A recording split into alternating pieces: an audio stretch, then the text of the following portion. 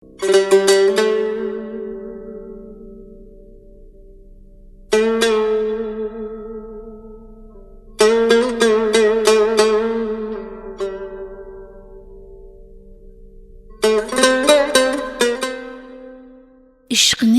41 qoidasi.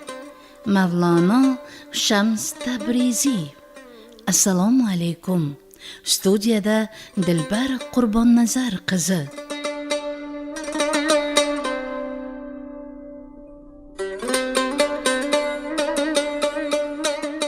Oltinchi qoida. Insonning boshiga nimaiki kelsa, tilidandir. Yaxshi ham, yomon ham tildan chiqadi. Kishi gapirmasa, so'z uning asiri. Og'zidan chiqqanidan so'ng inson so'zining asiriga aylanadi. Lekin muhabbat ham shundaymi?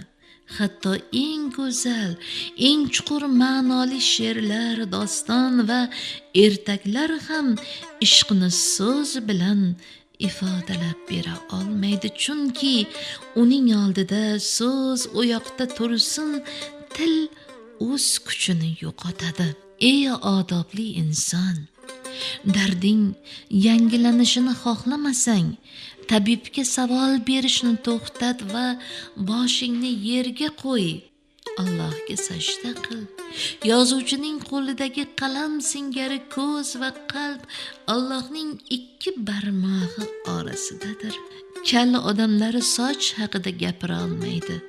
O'zing siriga yetmagan olam haqida so'z ochishdan tiyil. Davud alayhissalomning ovozini eshitib, tog'lar zikrga qo'shildi, ammo kofir qalblari eshitmadi. Dunyo qushga don sochgan ovchiga o'xshaydi.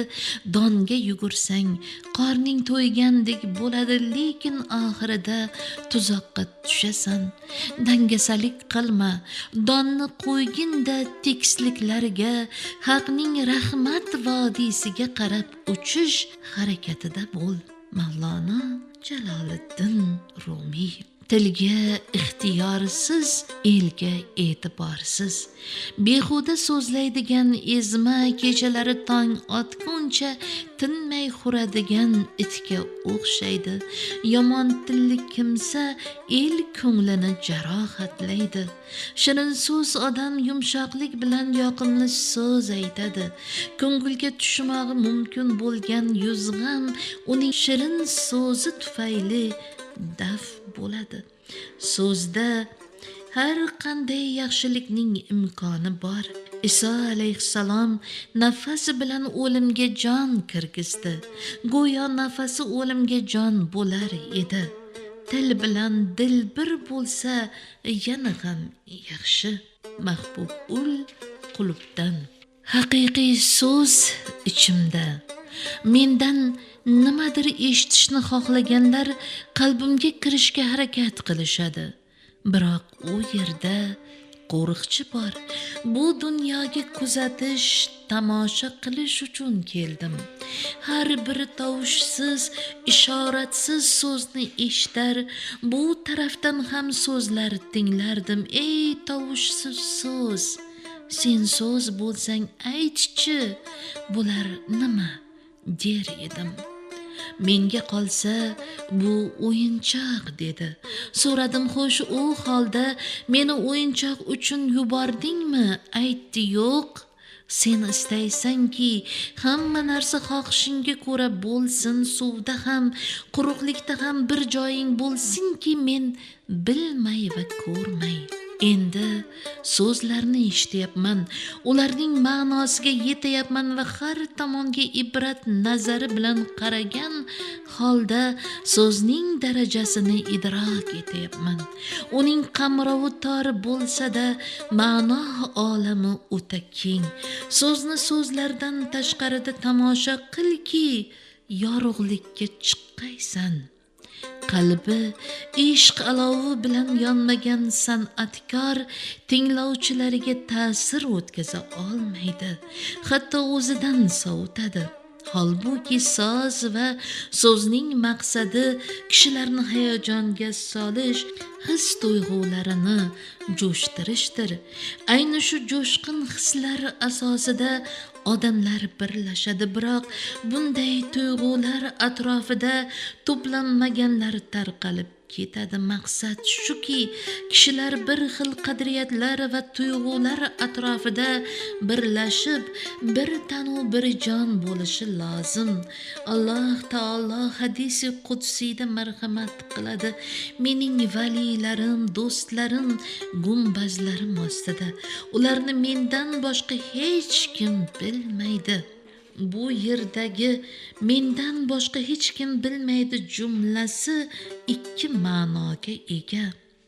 Biri to'g'ri ma'noda, ikkinchisida esa boshqadan murod begonalar degan ma'nodir. Faraz qilaylik, mening ovozim, so'zim, she'rim yoki asarim yo'q va ularsiz baxtni his qila olmayman. Bunday shoir hali dunyoga kelmagan. U holda kimman? Alloh meni yolg'iz yaratdi. Ko'chada kimsasiz qoldim. Hech kim yo'q joyga bir o'zimni tashlab ketishdi. Ota-onam vafot etgani sababli bo'rilar, qushlar boqib katta qilishdi. So'zning ko'lami keng, lekin o'sha keng ko'lamda ma'no torayib boradi. Bu tor maydondan tashqarida boshqa ma'no bo'lmagach, yozuv va nutq maydonining kengligi ham yo'qoladi. Yozuvlarning qalamda aks etmagan qirralari ko'rinmas, zaif bo'lib qoladi. Bu so'z olamida harflar ma'nosini yo'qotadi, o'chadi. Bunday holatida sukut saqlash o'rinlidir, aslo nuqson emas. Iso alayhissalom tug'ilishi bilan gapirdi. Muhammad sallallohu alayhi vasallam ham 40 yildan so'ng gapira boshladilar. Bu kamchiliklari emas, balki yutuqliklaridan. Chunki u zot Allohning habibi edilar. Bir bandadan sen kimsan deb so'ralganida Allohning quliman deb javob beradi. Lekin buni podshohidan so'rab bo'lmaydi. So'rash zarur bo'lsa ham buni qabul qilmaydi. U faqat o'zining maktublarini o'qiydi, boshqalarning xatiga qaramaydi. Aslida maktubidagi xato va nuqsonlardan bexabar. Bu qusurlarning hammasi o'zidandir. Ishqning insondagi darajasi va saviyasi oshgani sayin ma'shuq oshiqning ko'ziga yanada go'zal ko'rina boshlaydi. Bundan kelib chiqadigan xulosa shuki, har bir kishi har bir so'zdan nimanidir tushunadi. Ammo so'zni tushunish, uning ma'nosini anglash qobiliyati oshgani sari so'zdan oladigan ma'nosi yana ham lazzatli bo'ladi. Ishq ahlining suhbati shu qadar tilsimliki, bu teran suhbatlar davomida oshiq o'zini ayblagan nafsining isloh bo'lgan bo'lmaganiga qiziqadi. Haqiqiy oshiq bu vasvasalarga aldanmaydi, zero bu bir istakdir. Chinakam oshiq istagidan ham voz kechgan, ishq yo'lining oqimiga tashlab qo'ygan o'zini. Chin oshiqning eskirgan, yirtiq va kir oyoq kiyimini zamonaning qo'shtirnoq ichidagi oshiqlari, shayxlarining boshiga alishtirmagan bo'lardim. Parda orqasidan soyadek ko'rinib chiqish qiladigan ijrochilar ham o'sha soxtakorlardan ko'ra qadrliroq. Chunki ularning qilayotgan ishlari ochiq oydin, qanday bo'lsa shunday taqdim etishadi, inkor qilishmaydi. Ishlarida yolg'on yo'q. Bu kasbni rizq topish uchun qilyapmiz deyishadi. Shu jihatdan ularning o'yinchiligi soxta shayxlarning o'yinchiligidan ustundir. Oldimga kelgan kishiga shunday so'zlarni aytdimki, boshqalarga shunday gapirsam albatta xafa bo'lardi. O'sha odam o'zining havo va havasiga berildi, so'zlari qimmatli ekanligiga ishondi va hamma uni tasdiqlashini, hurmat ko'rsatishini xohladi. Vaholanki havo va havasi uni tubanlikka boshlaydi. O'zini darvishlardan ustun deb da'vo qiladi, mendan boshqa aqlli inson yo'qligini ta'kidlaydi. Allohning yo'lida o'zini hammadan ustun deb biladi. Sen xoyu havas uchun yaratilmagansan. Mazkur o'gitni yuragingga yaqin tut. Buni xalqqa uzuq yo'liq gaplar bilan yetkazishga urinma, toki ular ham ranjimasin. So'zga tushmagan so'zni, sozga tushmagan g'azalni aytma. Ariqni suv bezar, odamni so'z. Bir shirin so'z bitkazar, ming ko'ngilning yarasin. Yaxshi so'zga uchar qushlar, el bo'lar. Yomon so'zga pashsha kuchli fel bo'lar. Quloqdan kirgan sovuq so'z ko'ngilga borib muz bo'lar.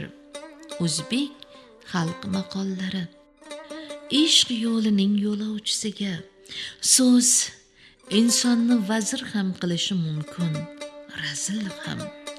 Aytilmagan so'z egasining ixtiyorida, ammo og'izdan chiqqandan keyin odam so'zining ixtiyoriga o'tadi. So'z insonning siri. U gapirmas ekan sirini bila olmaysan, ammo do'st boshqa. Ma'shuq bilan gaplashish boshqa, chunki do'st va yor bilan suhbatni so'z orqali ta'riflab bo'lmaydi. Sevgan insoning bilan qurilgan suhbat tillardan tashqari so'zlashuvdir. Inson haqiqiy do'sti yoki sevgilisi bilan til, so'z va ma'nodan tashqari o'lchamlarda ham til topishadi. Ko'pchilik bu muloqotini tushuna olmaydi, hatto ahmoqona deb biladi, biroq ular o'z holidan mamnun-u ma'sud. Haqiqiy do'stlar bilan chin oshiqlar bir-birlarining his-tuyg'ularini faqat so'zdan tashqari muloqot vositasida tushunadilar. So'z ular uchun o'ta oddiy bo'lib qoladi. Bunday holda so'z bir navi suratga aylanadi. Do'stlar va oshiqlar esa ma'no olamidan otilib chiquvchi hol tili ila so'zlashadilar. Ne'mat uchun shukr qilish ne'matning o'zidan ko'ra shirin. Shukr ne'matining jonidir. Ne'mat teriga o'xshaydi. Seni mahbubingga olib borguvchi jondir. Ne'mat odamni g'aflatga tushiradi, shukr esa uyg'otadi. Shukr ne'mati ko'zingni to'q tutadi, seni yuksakka olib chiqadi. Allohning dasturxonidan yesang, ochko'zlik va ne'matga harislikdan qutulasan. Zulmat ortida ko'plab quyoshlar bor. Umidsizlikdan keyin qanchalar umid bor. Sabr ila nafsning belini sindir, u tubandir, yaxshilikning tengi emas. Tuban kimsalar balo va dardga duchor bo'lgach poklanadi. Vafo ko'rdimi, jafo qilishni boshlaydi. Mavlono Jaloliddin Rumi. Ushbu sahifalarni tayyorlashda video muhandislar Ravshan Yoqubov, San'at O'runov, Aziz Sobirov, Jamshid Yoqubov, Zafar Qo'chqorov hamda Furqat Narzullayevlar yaqindan ko'mak berishdi.